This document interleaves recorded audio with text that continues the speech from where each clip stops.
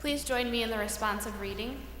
We need a celebration that speaks a spring-inspired word.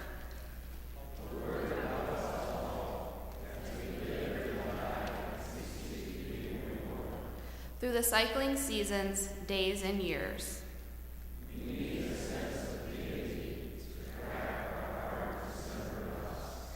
To push out life from inner tombs and outer pain.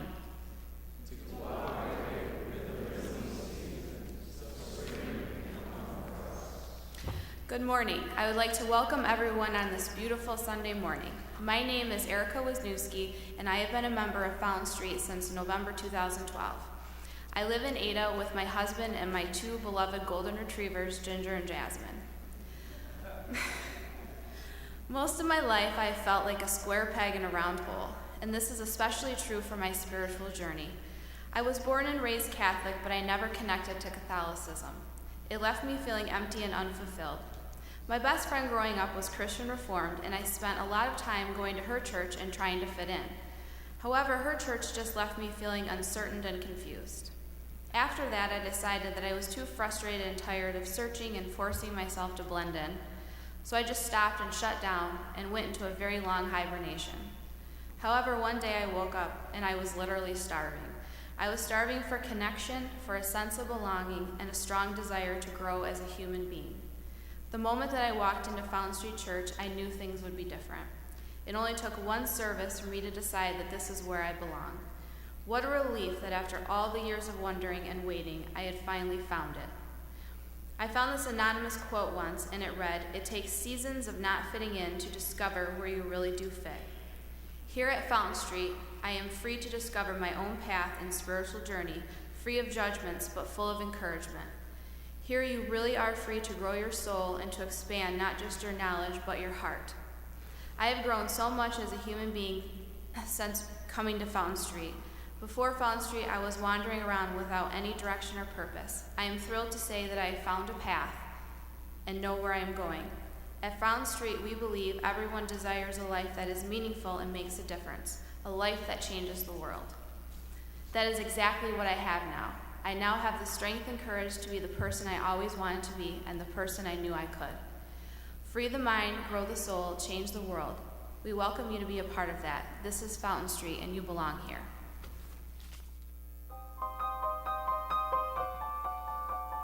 I don't have a sunny disposition. I'm not known for being too amused. My demeanor's locked in one position. See my face, I'm enthused. Suddenly, however, I've been puzzled. Bunny rabbits make me want to cry. All my inhibitions have been muzzled, and I think I know why.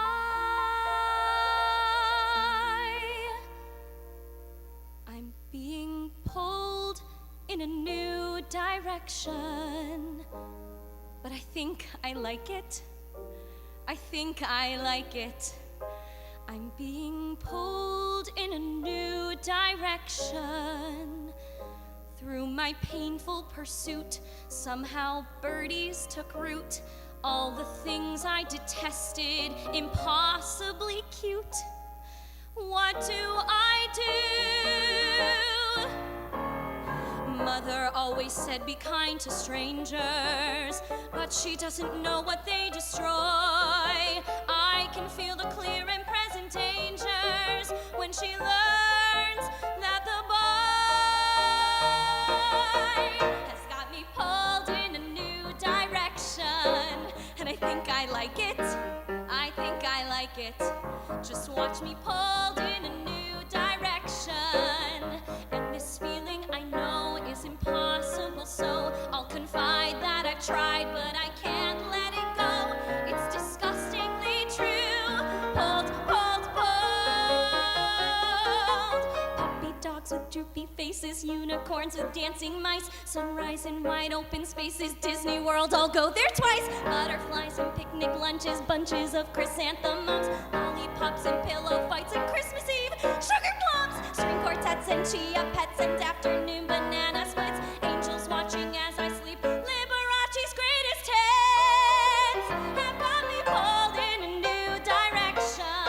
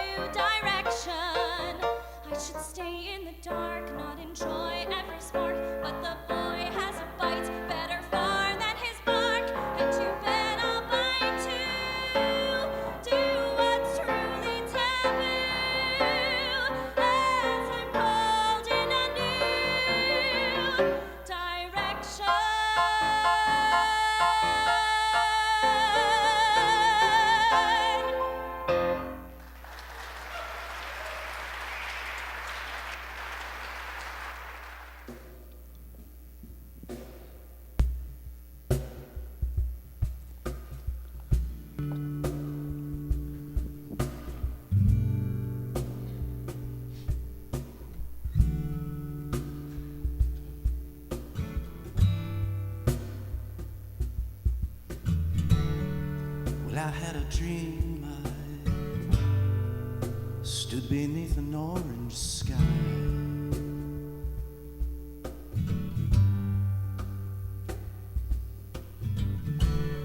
Well, I had a dream I stood beneath an orange sky, with my brother standing by, with my sister standing by.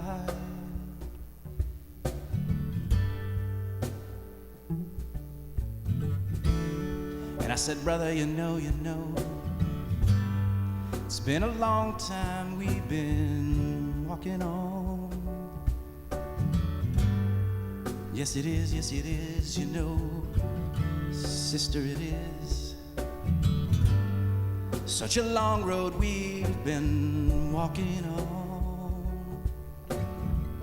Oh, sister, oh, brother.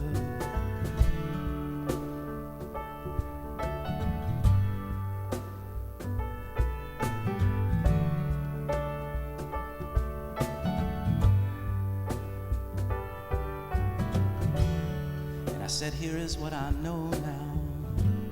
Here is what I know, and it goes like this. In your love, my salvation lies in your love. My salvation lies in your love. My salvation lies in your love, in your love, in your love.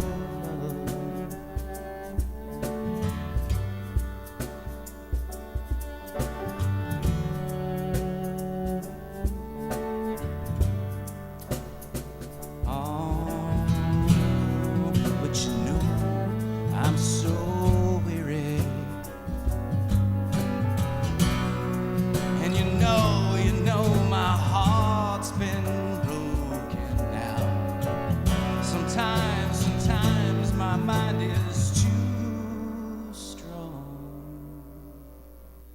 to carry on.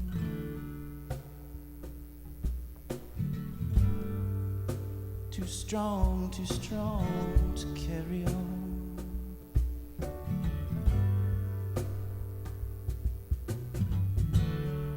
I had a dream I stood beneath an orange sky, with my sister standing by,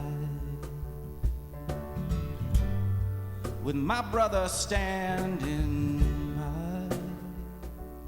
And here's what I know, and it goes like this. In your love, my salvation lies in your love. My salvation lies in your love. My salvation lies in your love. My salvation lies in your love. My salvation lies in your love, in your love, in your love.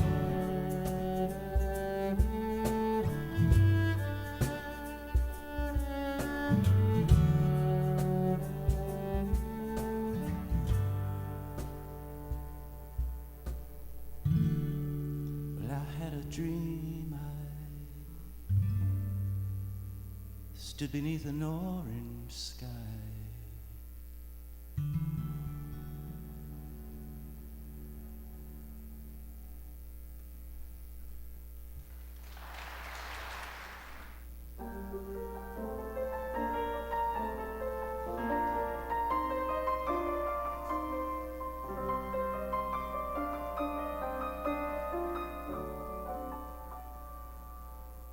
And now I'm all alone again, nowhere to turn, no one to go to.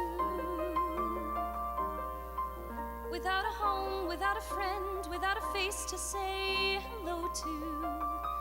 And now the night is near, now I can make believe he's here. Sometimes I walk alone at night when everybody else is sleeping. I think of him and then I'm happy with the company I'm keeping. The city goes to bed and I can live inside my head.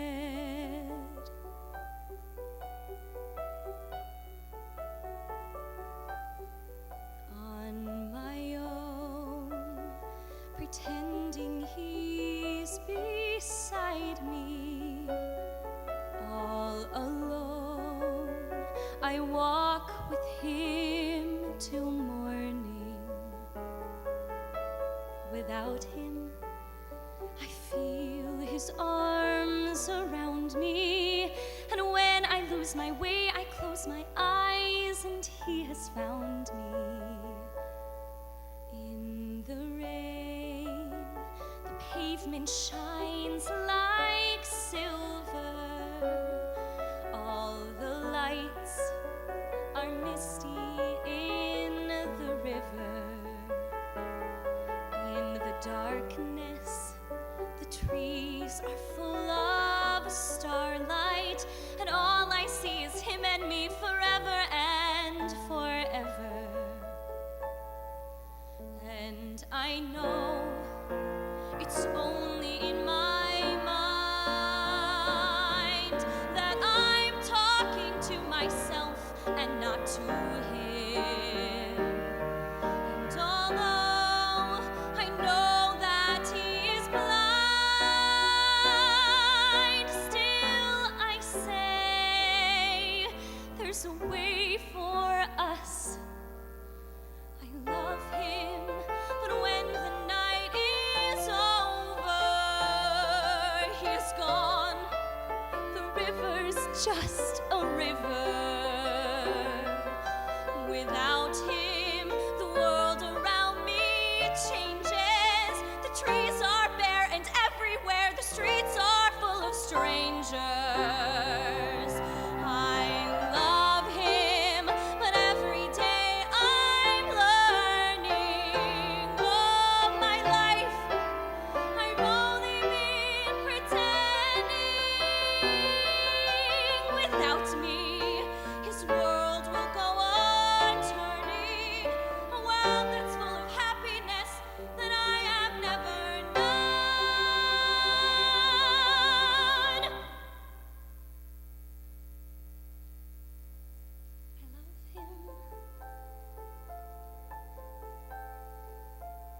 I love him.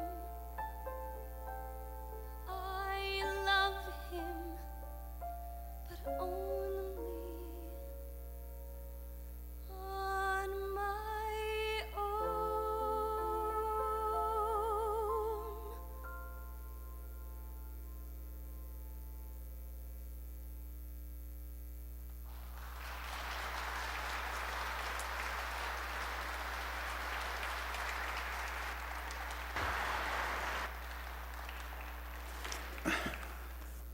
I must be getting to be a more confident preacher because I keep having the best part of the service right in front of my sermon. I mean, if you wanted to get up and leave now, I would too. I mean, it's a phenomenal gift of music from the cast of Les Miserables, which just concluded their run last week.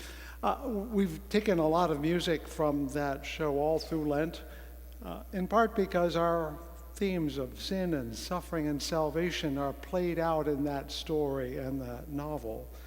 For those who don't know, I think that's sung by Eponine, am I correct?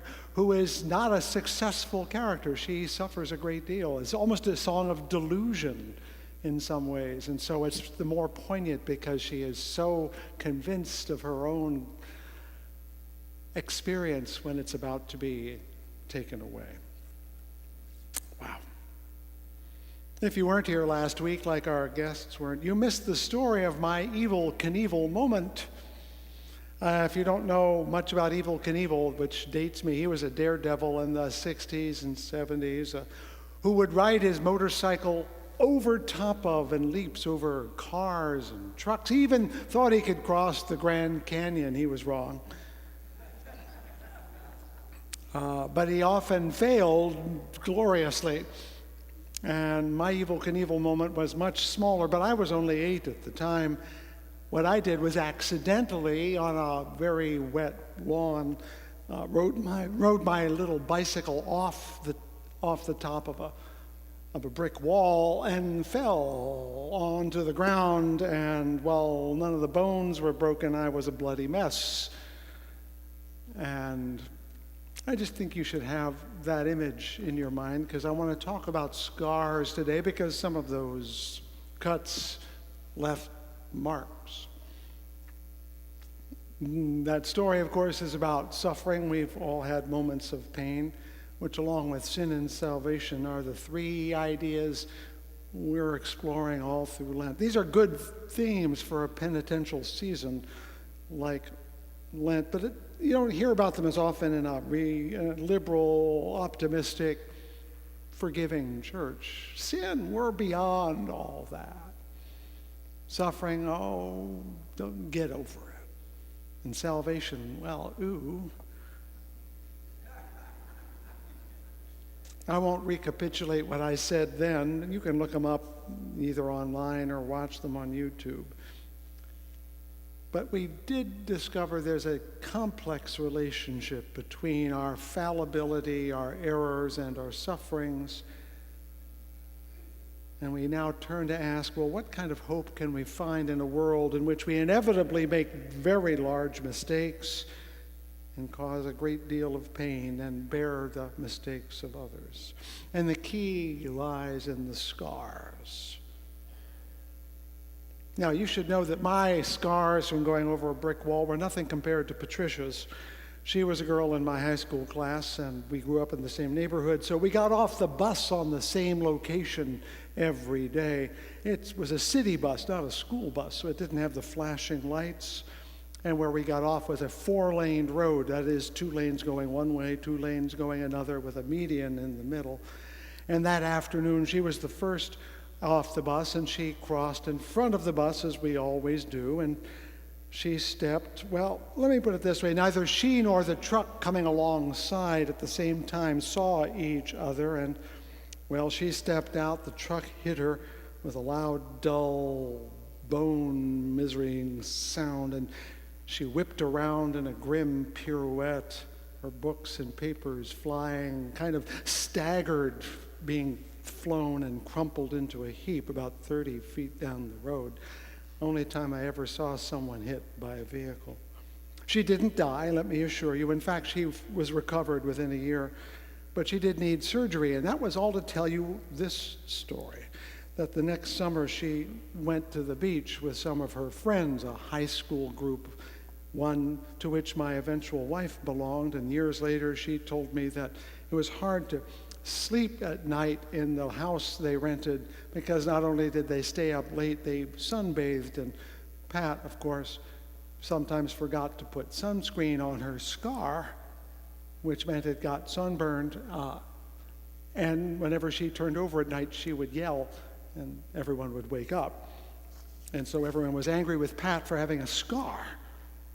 It turns out to be a happy ending in a bizarre way. But I want you to notice the scar, how it lingers. And it makes itself evident in odd ways. We don't always notice them, do we? But every now and then you bump into something, you get sunburned, and you notice the scar, and we all have one. Almost all of us, at least. And they remain a vivid physical connection to an experience we've had in the past. Bertolt Brecht observed that the human race tends to remember the abuses to which it has been subjected rather than the endearments. What's left of kisses, he asks rhetorically. Wounds, however, leave scars. The hard moments leave a scar that we can feel years later. We can remember a great moment, but we can still feel a painful moment. I can still touch my shoulder up here that was cut open, and if I touch it just right, it's a little sensitive, and I can remember going over the wall. And years later at a gymnasium, I gashed myself above my eye and got my only stitches, and I can touch that and it can still wince a little, and I can feel exactly the moment when the equipment whacked me in the head. And you've had that moment too. We've all had that moment. Last week I spoke about how sometimes those pains can define us. At best, they are life's tattoos, if you know what I mean. They leave a mark that we can see all the time or feel. Leonard Cohen observes that a scar is what happens when the Word is made flesh. That is, whenever we choose to do anything, not just think it, we're going to get bruised, if not actually wounded. And not just individuals, whole communities can be defined by the sorrows they've endured, the wounds that have never quite healed, by the scars that sometimes define them. We've talked about last week the national dramas or tragedies of Ireland and Palestine and Israel and India, where whole nations still define themselves by a terrible moment they endured.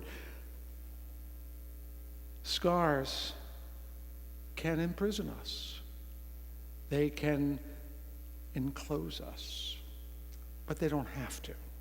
In some cases, they liberate us, and that's the step toward hope and toward salvation. So I want to look at how a scar is not the means to our imprisonment and suffering, but in some ways the key to our liberation.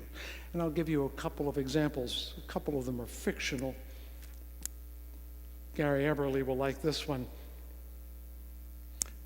This day is called the Feast of Crispian, says Shakespeare's Henry V the night before the Battle of Agincourt. He that outlives this day and comes safe home will stand a tiptoe when the day is named and rouse him at the name of Crispian. He that shall live this day and see old age will yearly on the vigil feast his neighbors and say, tomorrow is St. Crispian. Then he will strip his sleeve and show his scars and say, these wounds I had on Crispin's day. Do we not have moments of struggle about which we're proud? How many of you have a scar you got on the battlefield of a playground when you won and didn't lose? Some of our scars are won, not inflicted. One of the great stories out of the Torah is the story of Jacob wrestling with the angel God. We don't know for sure. This being comes to Jacob in the middle of the night, and God does not reveal his or herself in the light. So it's in the darkness that Jacob and the being wrestle all night long. And then as the sun is about to come over the horizon, God cheats and dislocates Jacob's hip and ends the battle and sneaks away. But before going, the creature, the being, God, the angel says, you shall no longer be called Jacob, but Israel, which name means you have struggled with God and lived. And so he limped for the rest of his life. He was a cripple, if you want to call it that. He was disabled. He had a crutch, no doubt.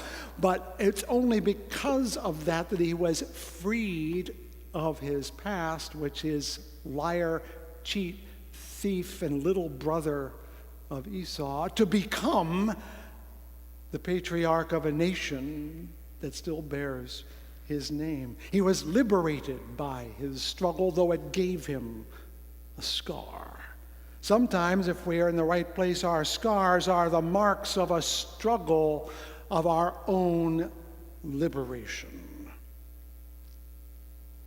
Years and years ago, I read a proverb someone wrote, probably a colleague, who said that, quote, when we arrive at the pearly gates, we are examined and admitted not because of our medals, but because of our scars. We live in a world, and at least part of this world, where being Christian sometimes is worn like a medal. See, I'm saved. But in reality, it's the sufferings we carry, the struggles we remember, the pains we endure and keep living that carry us through life and make us whole. That's what I'm saying, that sometimes our wounds make us whole. And I can give you an example. In the Haftarah reading this week from the second book of 2 Kings, that's in the Jewish community, there's this story. There were 4 men, lepers, outside of the city gate. One said to another, "Why should we sit waiting for death? If we decide to go into the town, What with the famine because of the siege, we will die there. If we just sit here, we will die again. Come, let us go over to the enemy camp. If they let us live, we shall live. And if they put us to death, we shall but die. In other words, he just did the math. We have one chance of living out of 4. Let's take our chance. They set out at twilight for the camp, but when they came to the edge, says the Torah, there was no one there. They went into one of the tents, and they ate, and they drank. They carried off silver and gold and clothing and buried it. They came back and went into another tent and carried off what was there. Then they said to another, wait, this isn't right. This is a day of good news for the city, and we're keeping silent. Come, let us go and inform the king.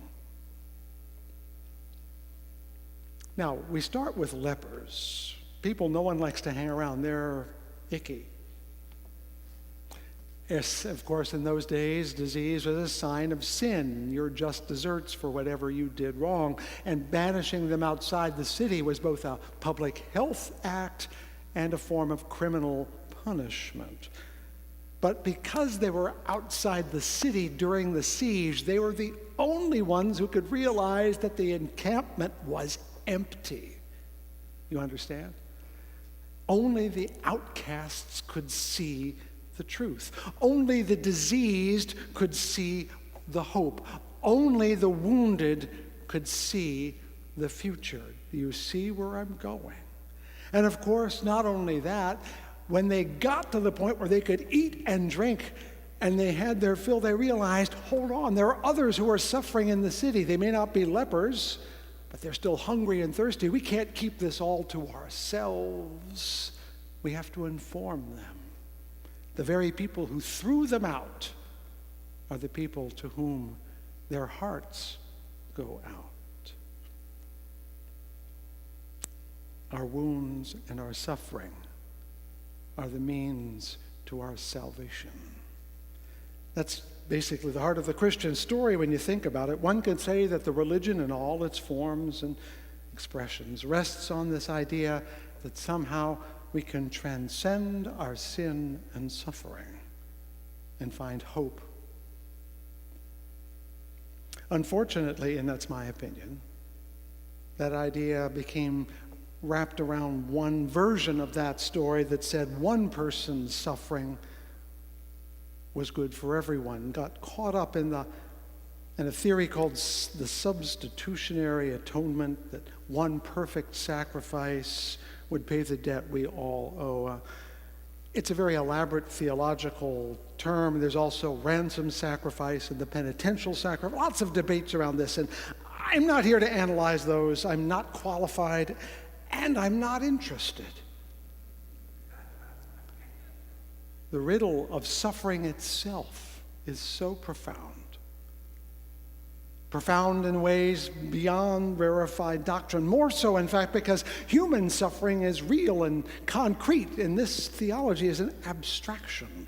I know not whether Jesus saved us by his sacrificial suffering. I do not know that, and what's more, no one knows for sure. But this much I do know, that I suffer, that you suffer, that we have all been wounded and we all wound others, and we need to find a way to bear that and live with it and live beyond it. And that to me is worth pondering, because maybe we won't make it into heaven, but we might make this world a little less of a hell if we did something about it. And that's why the lepers are part of the story. We are all lepers in some way, aren't we? Outcasts in some sense of the word. And we should think of ourselves maybe not as outcasts from this group, but as vanguards for the future. That our outsiderness allows us to see in ways that others cannot or will not. That we have the capacity to take in a world larger than the walled city that's been besieged by others. And also, what's really important, we can do the thing that the lepers do. And for that, I'll explain it with yet another story. You've heard it, I'm sure. If you haven't, then it's my pleasure to give it to you. It's the story of how a little girl arrives at school late, and the teacher said, "Mary Jane, why are you late to school?" And Mary says, "Well, I was walking to school and I saw Tony sitting by the road crying. And so I asked him what was wrong, and he said that he had dropped his lunch money and it fell into the drain next to the street. And I had to help him." And the teacher said, "You didn't crawl into the drain, did you?" And she said, "Oh, no, I helped him cry." That is the gift of the scar. The liberation, the hope I spoke of at the beginning, that arises from suffering is one word: compassion. To suffer with, alongside. Not to fix, not to repair, not to undo, but to sit next to the person who is crying and join them in their sorrow. To sit next to the person in pain, put your arm around them and said, "I hurt too." Because you see, what's worse than the pain is the isolation that pain brings. So I drove off that little wall and landed in a heap. Well, the problem was I was a bloody mess. And so the woman who was our caretaker at the house, a cleaning woman, bless her, wanted to take me into the house, but she didn't want me to bleed all over the rug and the furniture, and so she put a sheet down on the floor and made me sit in the middle of it so I would bleed only onto the sheet, you see. And she told the neighbors, who all wanted to come and look at me, not to touch me, and so I was bleeding and crying and no one could touch me. And that hurt more than the wounds to my body, the isolation, the being made alone, the being set apart, the being blamed, the being cast out like a leper. Hope starts when you sit next to the leper, because you are one. When you join the suffering because you suffer, when you feel the pain because you have hurt, when you cross the boundary that you naturally want to avoid and wrap yourself around the one who is wounded. The popular Islamic poet Rumi said, "The wound is the place where the light enters you." Let's try that again. The wound is the place where the light enters you. Like all wisdom, you already knew that, but maybe didn't have those words. But it was not the wound that was enlightening, it was your openness to the light getting in from a new angle. The light actually came from the person who stood next to you, who put their hand on your shoulder, who wrapped their arms around you, because they too had been wounded and couldn't bear to leave you alone. In some way, the most bizarre story of the gospel is the one I read a portion of earlier today, Jesus raising Lazarus. Unlike his own resurrection, this one is a really creepy moment, because it says Jesus made a loud sound and said, "Lazarus, come out!" And it had to be that loud to speak to a corpse in a tomb to get him to stand up. And the part I didn't read, and it's worth reading, is the dead man came out, his hands and feet bound with strips of cloth and his face wrapped in a cloth. Sounds scary, and it is, but compelling as well. Because we know we have wrapped ourselves in bandages to protect us from other wounds. We favor our weak elbows. We are careful not to bump our soft parts. We have wrapped ourselves to the point of being unable to walk, unable to see. We are no longer wounded, but we are no longer alive. And if the wound is where the light enters, how can it, if we have wrapped ourselves so tightly against future pain that it cannot get in or see it when it shines? There's your lesson, friends. We have to uncover our scars, show our wounds. Wear them like medals we got on St. Crispian's Day from the battles you have fought and survived. Because if you're here, you have outlived your pain already. From the struggles you have endured that have not knocked you down forever, but you still keep on walking. Let others see them. Look at them yourself. Find the courage to be wounded amongst the wounded. Tell people how you lost your lunch money. Let someone join you in crying. Tell people of your failures and your shames. Wear them like medals. And yes, your sins and your sorrows. Don't hide them. That's where the light gets in. Come out of the tomb of your own suffering prison. Unwrap your pain and sorrow. Let the light in. May these words of my mouth and the meditations of my heart be found true in thy sight, thou who art my rock and my Redeemer.